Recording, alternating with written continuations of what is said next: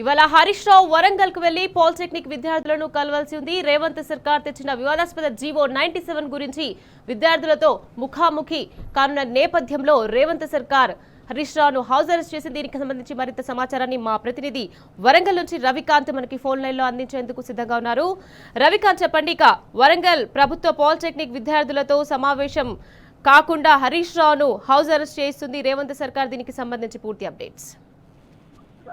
ఇవాళ వరంగల్ పాలిటెక్నిక్ కాలేజీకి TRS deputy floor leader మాజీ మంత్రి హరీష్ రావు గారు రావాల్సి ఉంది.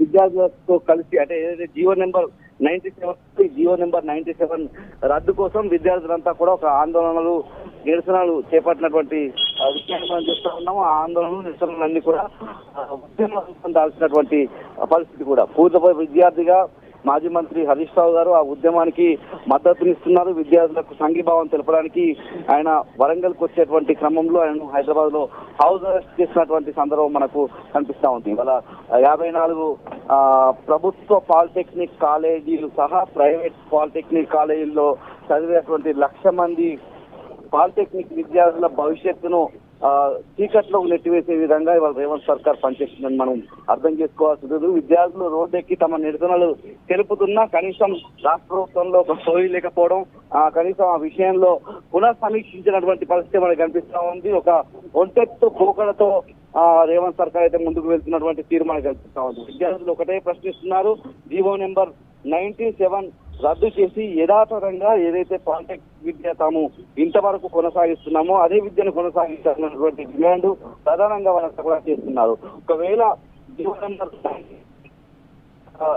స్కిల్ యూనివర్సిటీకి సంబంధించి వాళ్ళు కనుక జీవో అమలైతే మా జీవితాలన్నీ కూడా ప్రశ్నార్థమవుతాయని చెప్పి విద్యార్థులంతా కూడా ఆవేదన వ్యక్తిస్తున్నటువంటి తీరు మనకు కనిపిస్తూ ఉంది. ఇటీవల రేవంత్ రెడ్డి విదేశీ పర్యటన ముగించుకొని వచ్చిన తర్వాత విద్యార్థులకు సంబంధించి ఏమైనా మార్పు ఉంటుందని భావించినటువంటి తరుణంలో ఎటువంటి మార్పు లేనటువంటి పరిస్థితి. ఎందుకంటే విద్యాశాఖ మంత్రిగా రేవంత్ రెడ్డి ఉన్నటువంటి సందర్భంలో ఏదైనా ఒక నిర్ణయం తీసుకుంటే ప్రజలు ఇబ్బందులు పడుతున్నా, విద్యార్థులు ఇబ్బందులు పడుతున్నా ఒక ఒంటెత్తు పోకడ మాత్రం రేవంత్ రెడ్డిలో మనకు మొదటి నుంచి కనిపిస్తున్నటువంటి తీరే మనం చూస్తా ఉన్నాం. ఈ శక్తి స్కీము, శక్తి పాలసీని విద్యార్థులంతా తీవ్రంగా వ్యతిరేకిస్తున్న పరిస్థితి. ఎందుకంటే ఈ ఐటీఐలు ఏదైతే వొకేషనల్ కోర్సులతో, వృత్తి విద్యాపరమైనటువంటి కోర్సులతో పాలిటెక్నిక్ విద్యను చేస్తే ఈ విద్యార్థులంతా కూడా స్కిల్ లేబర్లు గా మారుతారు, కానీ స్కిల్ ఇంజనీర్లుగా మారేటువంటి అవకాశం ఉందన్నటువంటి విషయాన్ని అయితే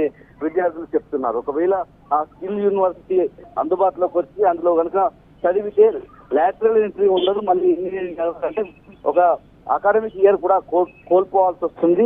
ఇప్పుడు వీళ్ళు తీసుకొచ్చేటువంటి స్కిల్ యూనివర్సిటీకి కూడా ఏఐసిటిఈ ఏదైతే all India council for technical education సంబంధించి అనుమతి కూడా లేనటువంటి సందర్భంలో విద్యార్థుల భవిష్యత్ అంతా ప్రశ్నార్థకంగా మారుతుందన్నటువంటి విషయాన్ని పాలిటెక్నిక్ విద్యార్థులు తమ ఆవేదన రూపంలో, ఆగ్రహం రూపంలో, తెలియజేస్తున్నటువంటి సందర్భంలో ఇవాళ హరీష్ రావు గారు వరంగల్ కు వచ్చిన తర్వాత ఇక్కడ పాలిటెక్నిక్ విద్యార్థులను కలిసి తమ ఉద్యమానికి విద్యార్థులు చేస్తున్నటువంటి ఆందోళనలకు జీవో నెంబర్ 97 రద్దుకు సంబంధించి ఆయన మద్దతు తెలపాల్సి ఉంది, సంఘీభావం తెలపాల్సి ఉంది. అదే ఆయనను మధ్యలోనే ఏదైతే హైదరాబాద్ నుంచి బయలుదేరక ముందే ఆయనను హౌస్ అరెస్ట్ చేసినటువంటి సందర్భం కూడా మనకు కనిపిస్తా ఉంది. వాళ్ళ ఏ వర్గం ఆందోళన బాట పట్టినా, ఏ వర్గానికి సంబంధించి తమ న్యాయపరమైనటువంటి డిమాండ్ల కోసం రోడ్డు ఎక్కుతున్నా వాళ్ళ గొంతు నొక్కేయడము, వాళ్ళ పక్షాన ఏదైతే ప్రజా గొంతుగా ఉన్నటువంటి ప్రతిపక్ష నాయకుల గొంతు కూడా నొక్కే విధంగా రాష్ట్ర ప్రభుత్వం ముందుకెళ్తున్నటువంటి తీరు అయితే మనకు రాష్ట్రంలో స్పష్టంగా కనిపిస్తా ఉంది.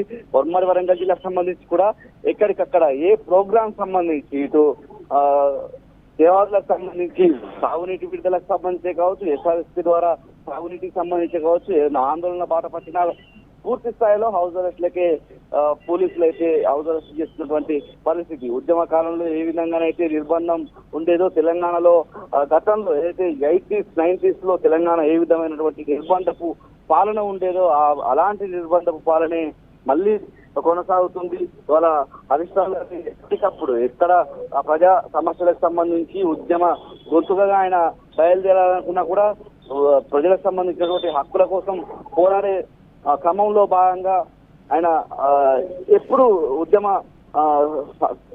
ఉద్యమ పంతాలో భాగంగా ప్రజలతో కలిసి నడుద్దామన్నటువంటి సందర్భంలో ఎప్పటికప్పుడు హౌస్ అరెస్ట్ చేస్తా ఉన్నారు. ఇటీవల మనం చూసాం ఉమ్మడి వరంగల్ జిల్లాకు సంబంధించి కూడా నర్సంపేట బంధుకు పిలుపునిచ్చినటువంటి పరిస్థితి. నర్సంపేటలో మాజీ ఎమ్మెల్యే పెద్ద విగ్రహం కూలగొట్టినటువంటి పరిస్థితులు.